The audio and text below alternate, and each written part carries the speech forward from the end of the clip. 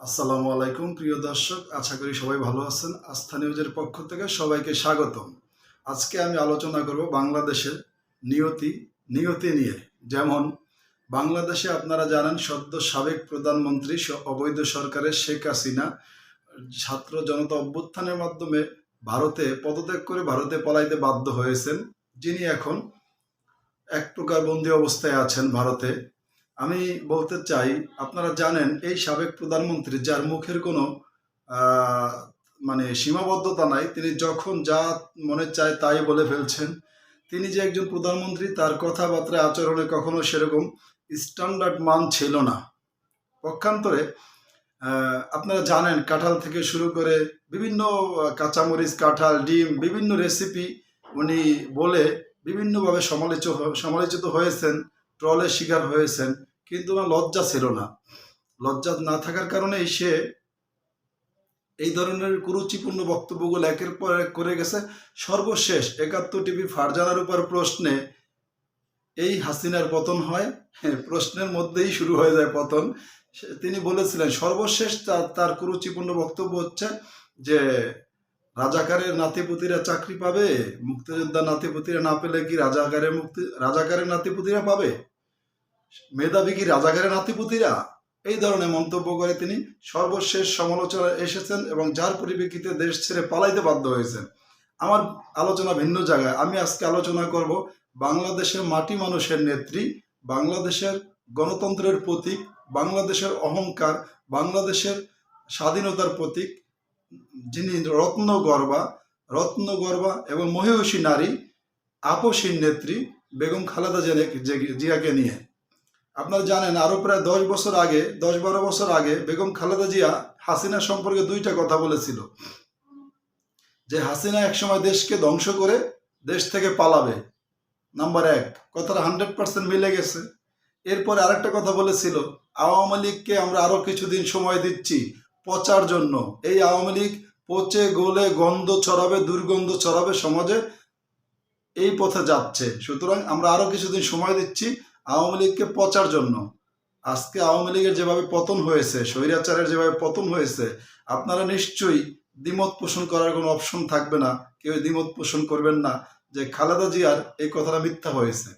আচ্ছা, খালেদা জিয়া হচ্ছে একজন মানসম্মত মহিলা, যিনি কিনা বাঙালি সত্তার প্রতীক, বহুদলীয় গণতন্ত্রের প্রবক্তা, যিনি জিয়াউর রহমান তার স্ত্রী, এবং তিনি সাবেক তিনবারের সফল প্রধানমন্ত্রী। তাকে নিয়ে তিনি বলেছিলেন হাস্যরস করে, আপনারা জানেন খালেদা জিয়া একজন সৎ নেত্রী। তার উদাহরণ আমি বলতে চাই।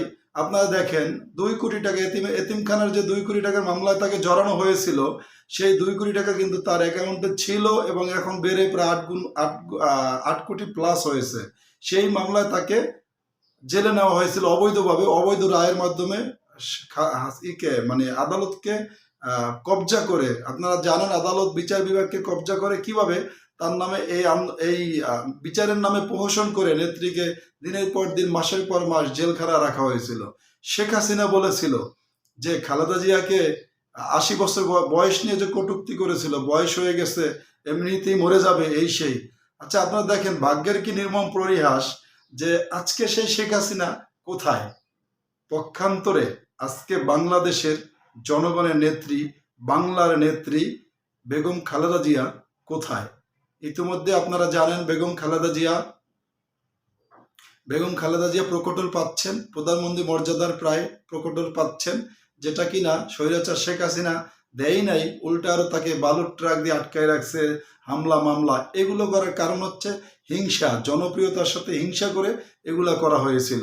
কারণ শেখ হাসিনা জানে, শেখ হাসিনা একমাত্র সকাল সন্ধ্যা তারেক রহমান খালেদা জিয়ার পিছনে লেগেছিল। তার কারণ হচ্ছে ও জানতো যে এই দেশে আরেকজন ডক্টর ইউনূস চুবাই মারতে চাইছিল। তার কারণ ও জানতো যে এই ৩ জন ব্যক্তি আমার জীবনে কাল, কারণ এই ৩ জন থাকলে সে যা খুশি তাই করতে পারবে না, পতন নিশ্চিত। এই ৩ জনের জনপ্রিয়তার কাছে সে জিরো। এই ধরনের কারণে সে এরকম হিংসাত্মক আচরণ থেকে শুরু করে হিংসাত্মক ব্যবহার তার সাথে করেছিল। আমি বলতে চাচ্ছি, আপনারা জানেন আলহামদুলিল্লাহ, আল্লাহর দরবারে লাখো কোটি শুকরিয়া যে সেই সাবেক প্রধানমন্ত্রী বেগম খালেদা জিয়া এখন আল্লাহর রহমতে আমরা এক প্রকার আশাই ছেড়ে দিছিলাম যে উনি হয়তো আর বাঁচবেন না। বিশেষ করে আমি ব্যক্তিগতভাবে ভেবেছিলাম হয়তো খালেদা জিয়া আর বাঁচবেন না। খুব মানে মেনে নিয়েছিলাম এক প্রকার। সেই খালেদা জিয়া আল্লাহর রহমতে আজকে যিনি প্রধানমন্ত্রীর পদমর্যাদার প্রকটন নিয়ে তিনি চলতেছেন, এবং তাকে যিনি উপহাস করে ব্যঙ্গ করে কথা বলেছিল, সেই শেখ হাসিনা ওয়াজেদ এখন দেশ থেকে পদত্যাগ করে পালাইতে বাধ্য হয়েছে ভারতে। সুতরাং ভাগ্য কখন কোথায় নিয়ে যায় কেউ জানে না।